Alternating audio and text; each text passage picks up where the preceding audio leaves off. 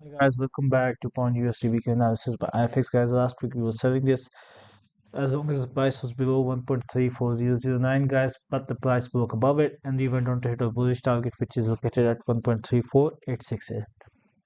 So guys, the question remains, what is going to happen next week, guys? This was a resistance area we have to keep in mind, guys. Now it should become a support area, and if we jump down to the lower time frames, you can notice it has started acting as a support. So guys, as long as we stay above 1.34502, we are bulls, and my target would be previous swing high resistance area, which is located at 1.35910.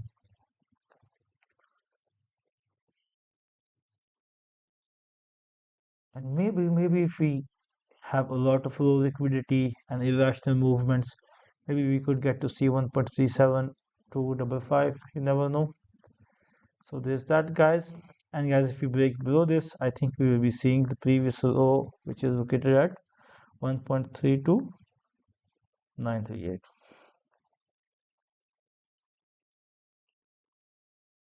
So wishing you guys the best of luck.